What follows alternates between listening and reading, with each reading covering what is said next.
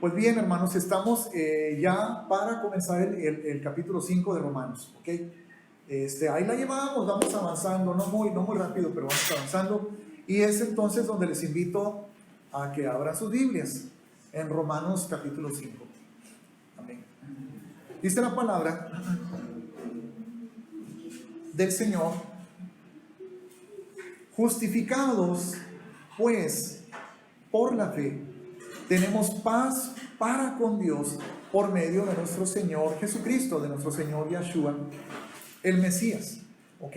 Ahora, el tema de justificados por la fe, hermanos, ya lo hemos estado viendo de una forma muy amplia, muy exhaustiva en todos los capítulos anteriores de Romanos. Bueno, probablemente en el capítulo 1 no vimos tanto el tema, o de manera tan directa, el tema de la justificación por la fe y por la gracia, pero en todos los demás capítulos sí. En el capítulo 2, 3 y 4 es un tema que se trata con mucha amplitud, hermanos. Entonces, ya lo entendimos, ya sabemos que es por fe, que recibimos el regalo de la salvación, que es por gracia, ¿verdad? Que es algo que nosotros no nos ganamos y que no puede basarse, no puede fundamentarse en el mérito propio, ¿ok? En el mérito de la obediencia a los mandamientos. La obediencia a los mandamientos es de suma importancia, hermanos, porque es el estilo de vida que el Padre nos ha dejado, que nos ha ordenado seguir, pero de ninguna manera tiene que ver con nuestra salvación. Pablo entonces en el capítulo 5 dice: justificados pues por la fe. Esa palabra pues, ¿qué quiere decir? O sea, dice pues porque Pablo en los capítulos anteriores ya lo explicó mucho, ¿verdad? Que somos justificados por la fe. Entonces la palabra pues podemos entenderla como en conclusión, ¿verdad? O por lo tanto, o en base a lo que ya vimos, entendemos que somos justificados por la fe, ¿sí? Entonces dice: justificados pues por la fe. ¿Qué es lo que hemos obtenido? Paz para con Dios, ¿ok? Ahora, primero vamos a ver qué significa la palabra paz, hermanos, en el Antiguo Testamento.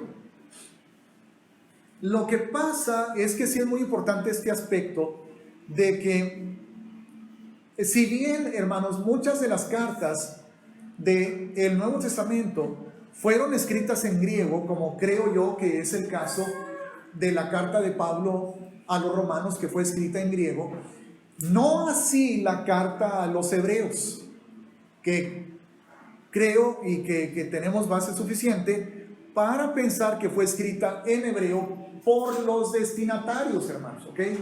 Sin embargo, la carta a los romanos, las cartas a los corintios, las cartas a los tesalonicenses, son escritas, o sabemos que fueron escritas en griego, no solamente porque los textos más antiguos que tenemos de estas cartas están precisamente en el idioma griego, sino porque fueron dirigidas, hermanos, a congregaciones gentiles.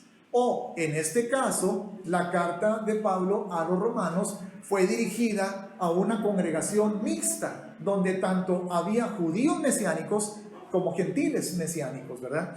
Entonces, lo más probable, hermanos, es que sí, esta carta también fue escrita en griego. Sin embargo, muchos de los términos, hermanos, que nosotros vemos que los apóstoles o los escritores del Nuevo Testamento utilizan y que utilizan en griego, es precisamente porque la audiencia o los destinatarios es el idioma que conocen y en el que van a poder entender la carta, pero es bueno y es importante buscar el equivalente de esa palabra o de ese término en hebreo.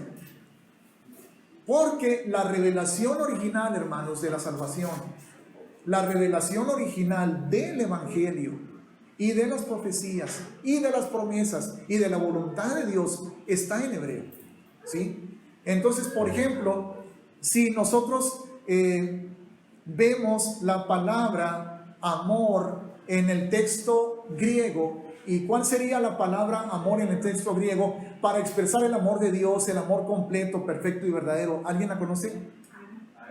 Ágape, muy bien. Ok, ¿y cuál es la palabra amor en hebreo? ¿Alguien sabe cuál es? Es la palabra ahabá. Ahabá, ¿ok? Entonces, si nosotros creemos, si leemos una palabra, hermanos, en griego, y decimos, bueno, qué bonito lo que significa, ¿verdad? Pero podemos obtener un entendimiento todavía más amplio, hermanos, y más rico, si vamos a la misma palabra, pero en hebreo, a ver qué significa, ¿ok? Es como, por ejemplo, hermanos, la palabra misericordia, que no recuerdo en este momento qué significa la palabra misericordia, o más bien, cuál es la palabra griega que se traduce como misericordia. Pero la palabra misericordia, hermanos, en hebreo, que significa gesed, o más bien que la palabra en hebreo es gesed, tiene la idea de arrodillarse. La palabra misericordia tiene la idea de arrodillarse como para socorrer o auxiliar a alguien que está más abajo, o a alguien que está caído o que está en necesidad. ¿Ok? Bueno, de hecho, la palabra bendecir tiene un significado parecido. Entonces, es muy bueno y es muy importante que examinemos las palabras equivalentes. Es decir, tenemos una palabra en griego, como en este caso, la palabra paz, ¿verdad? La palabra paz, hermanos, en el texto que estamos leyendo aquí, que es Romanos 5:1, justificados pues por la fe, tenemos paz para con Dios. No creo que sepan cuál es, ¿verdad? Pero es la palabra Irene. Irene. Irene.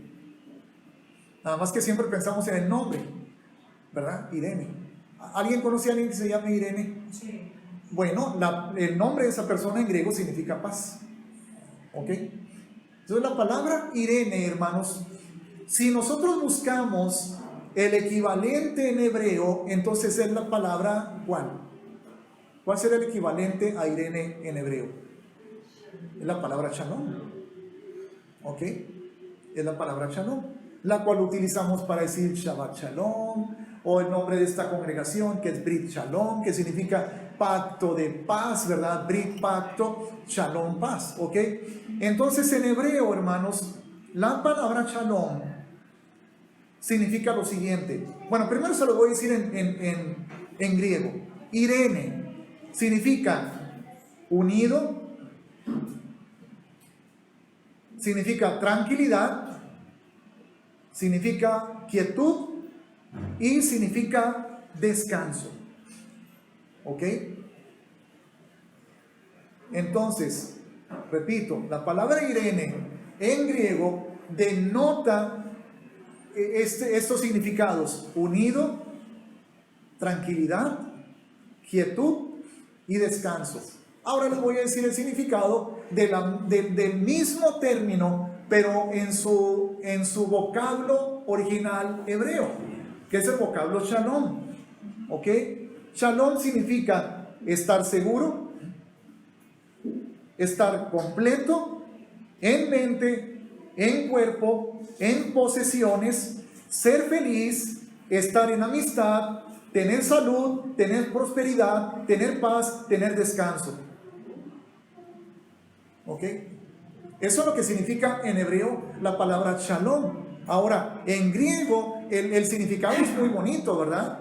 Pero ¿en cuál de los dos está más amplio y abarca más cosas? En hebreo, ¿verdad?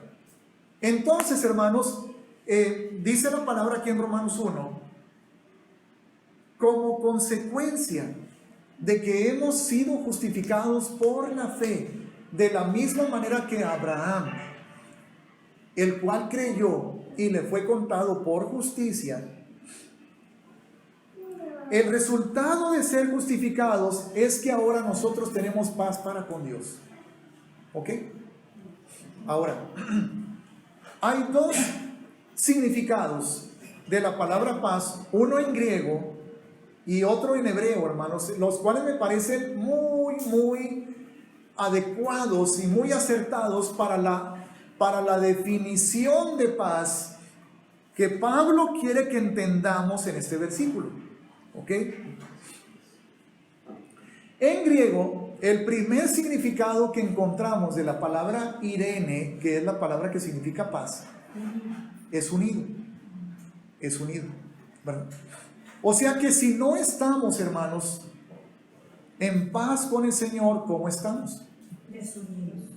Separados, alejados, ¿verdad? Y el significado que coincide con ese significado, pero en el vocablo hebreo shalom, es la palabra enamistad. Enamistad. ¿Sí? Entonces podemos entenderlo si lo vemos desde el punto de vista de Irene, que es la palabra griega que se traduce paz. Podríamos decir, hermanos, ahora como conclusión, que ya sabemos que somos justificados por la fe, como consecuencia de esa justificación, ahora nosotros podemos estar en unidad en griego y en amistad en hebreo con Dios. Porque antes de ser justificados por la fe, vamos ahora a ver los puntos contrarios. Justificado pues por la fe, ahora estoy en Irene con Dios, que significa en unidad con Dios, cuando que antes estaba separado. Y ahora justificado pues por la fe, ahora estoy en shalom con Dios, que significa que estoy en amistad con Dios, cuando que antes estaba enemistado con Dios, ¿verdad? Entonces es más fuerte, hermanos, en hebreo, porque es cierto, estaba separado, pero no nada más estaba separado, estaba enemistado. Estaba enemistado, hermanos.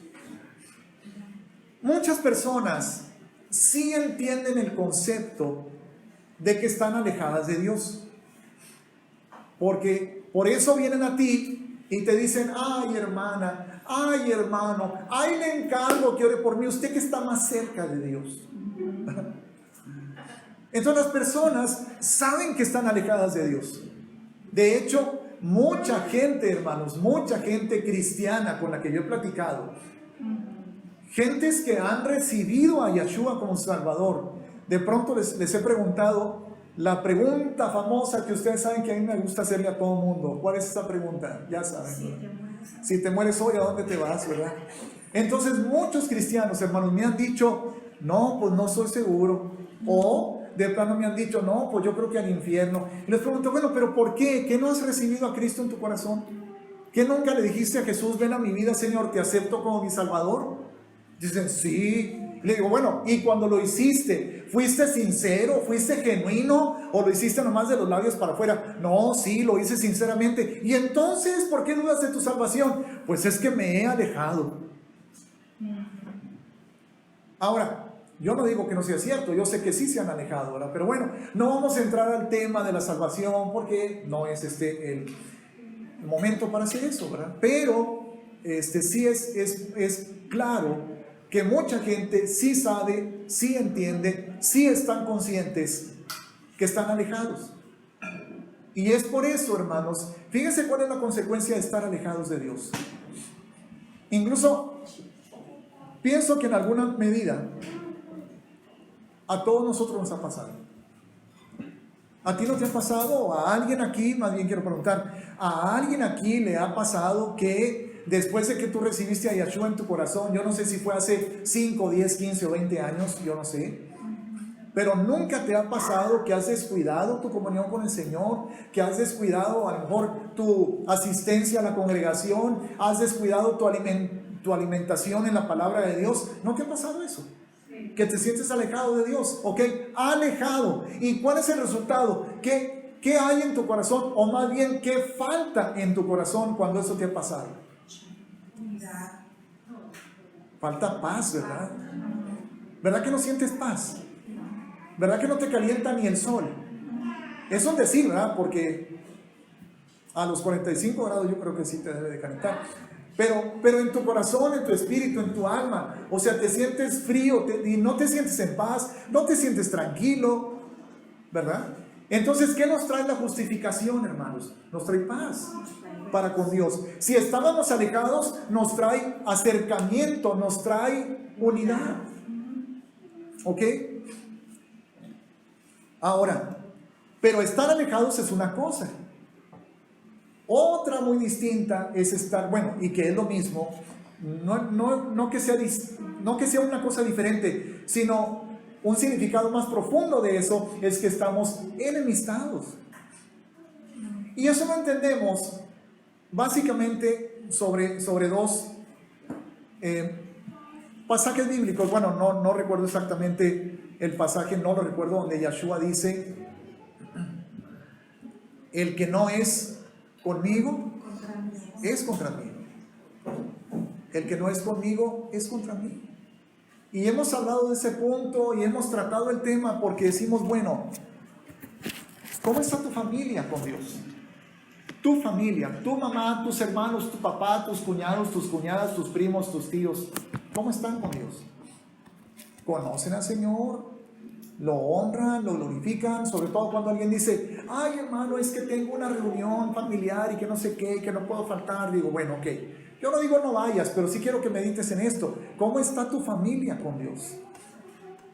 ¿Son amigos de Dios? ¿Están en amistad?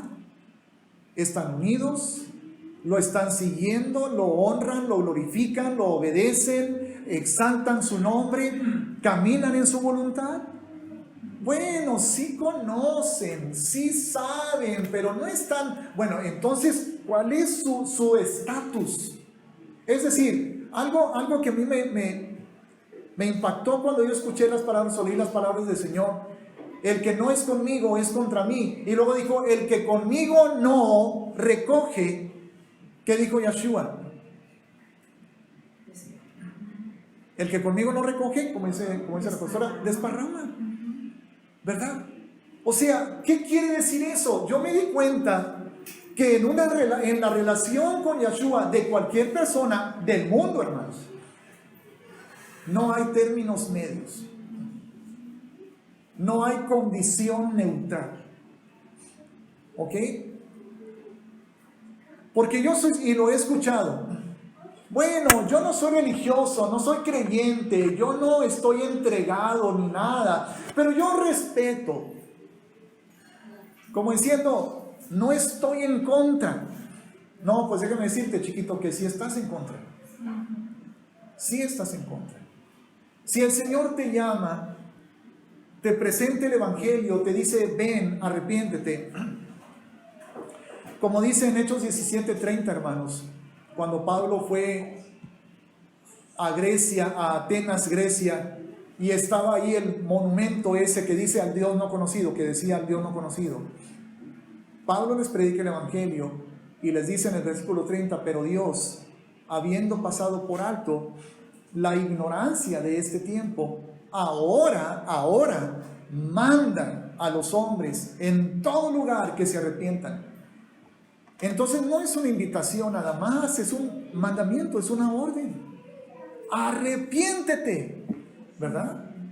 Es una orden de parte de Dios. Entonces, si Dios les ha hablado, los ha alcanzado con el Evangelio de una manera o de otra, hermanos, sea porque alguien en lo personal les habló, porque leyeron algo, un folleto, porque vieron un programa en la televisión, un video en el internet,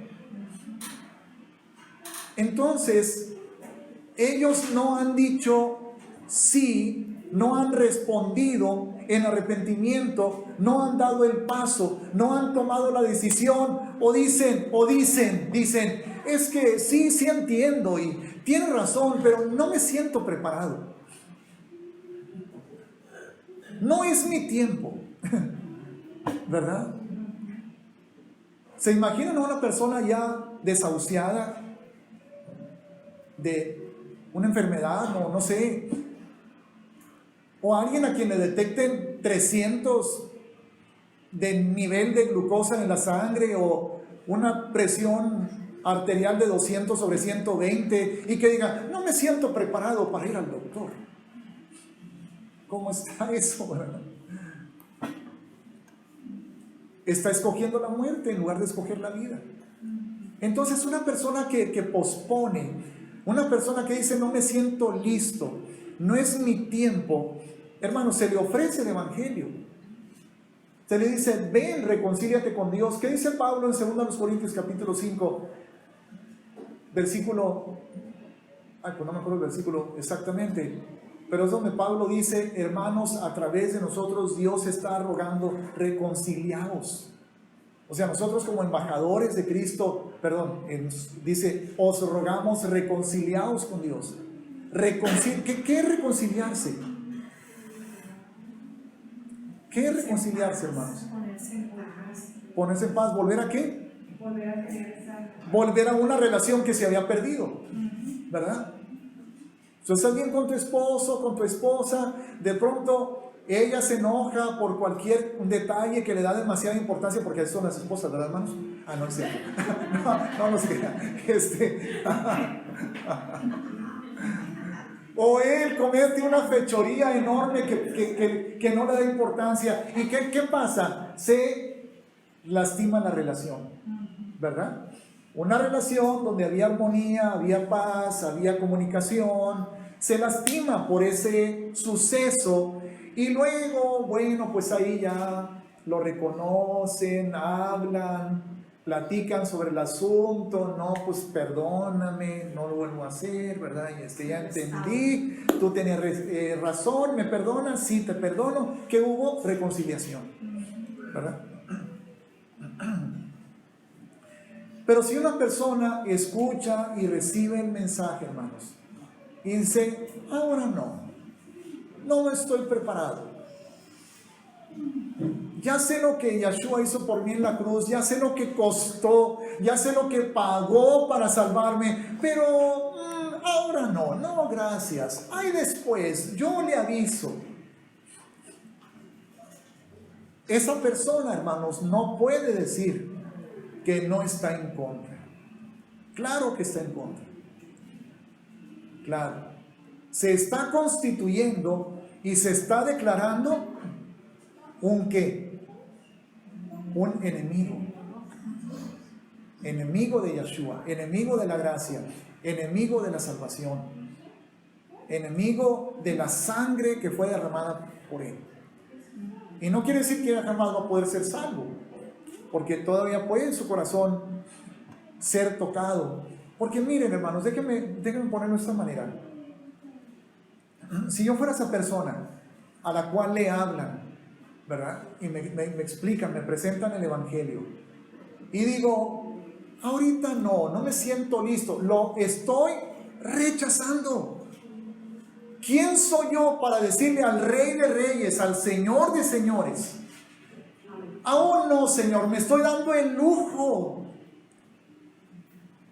Como decimos acá en el rancho más común, me estoy dando el taco de rechazarlo al Señor, decirle que no.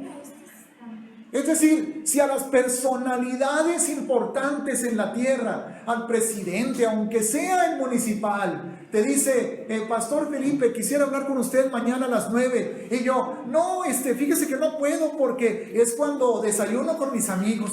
¿Cómo? No haces eso. Eso no se lo haces al Rey de Reyes, ¿verdad? Pero bueno, por la dureza de mi corazón lo hice. Dije, no, ahorita no, por orgullo, soberbia, lo que quieran y gusten, hermanos. Me di el lujo de decirle que no al Rey. Pero pasa el tiempo y pasa 1, 2, 3 años, yo no sé. Algo viene a mi vida que me quebranta y que digo, ay, Señor, ahora sí. Y el otro, ya me arrepiento. Y le digo, ven a mi corazón, ¿sí? ¿Qué voy a decir yo?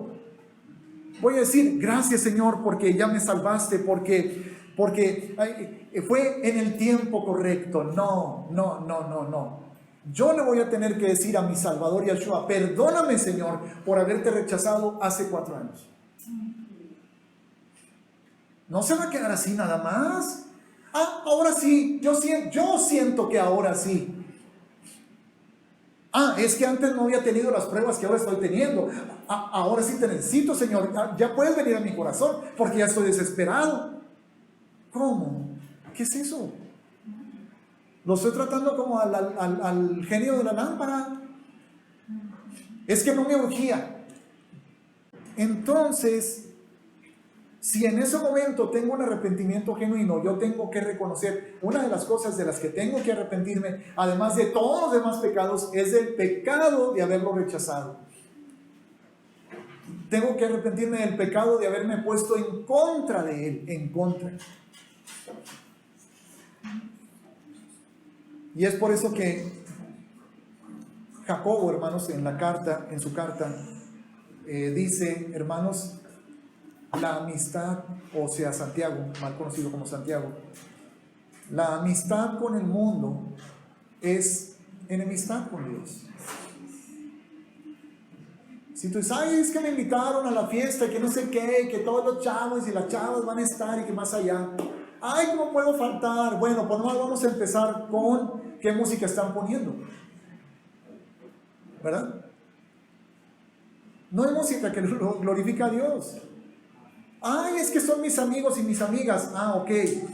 ¿Qué pasa si estás con tus amigos y tus amigas y ellos no son cristianos, no se han entregado a Yeshua? Y de pronto tú comienzas a hablarles del arrepentimiento, de la palabra, de la salvación, del infierno, del cielo. ¿Van a recibir tu mensaje? Van a decir, ay, gracias por decírmelo. Yo quiero eso. ¿Cómo le hago? Quiero recibir a Yeshua en mi corazón.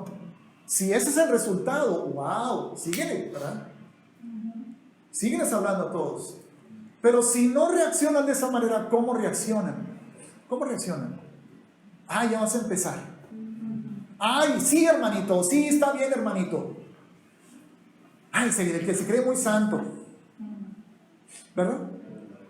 ¿Y sabes qué es lo peor? Que sigues yendo. Que sigues juntándote.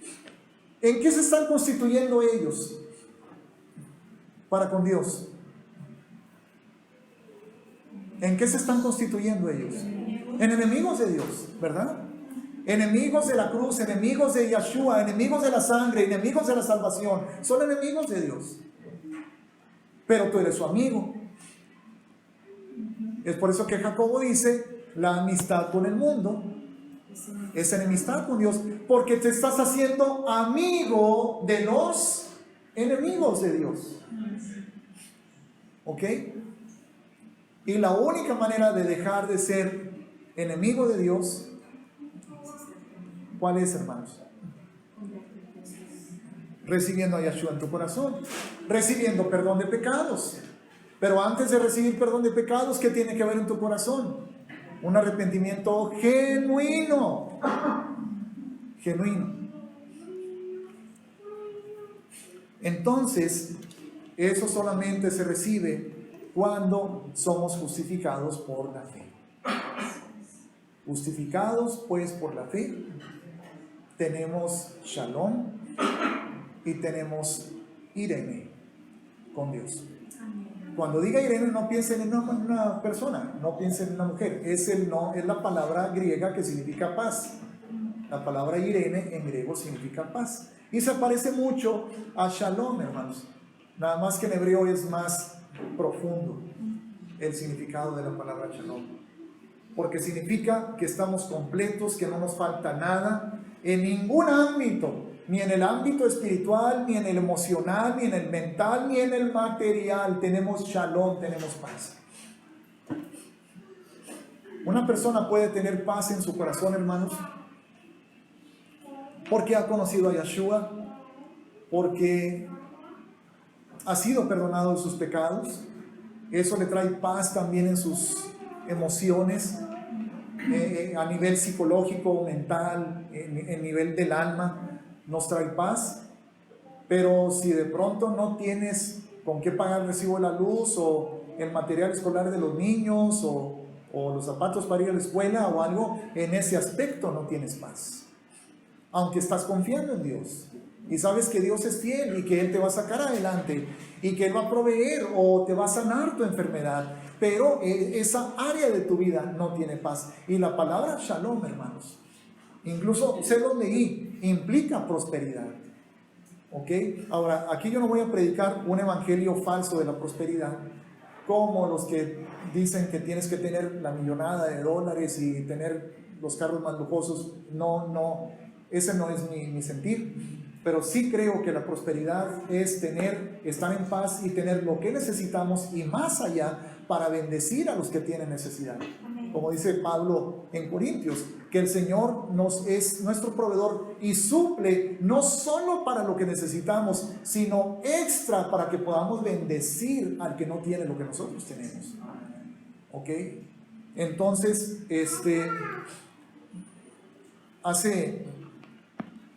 no recuerdo exactamente en dónde estábamos, pero estábamos en una reunión donde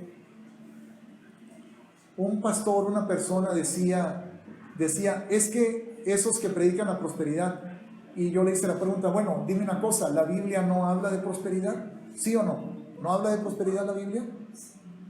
Sí habla, ¿verdad?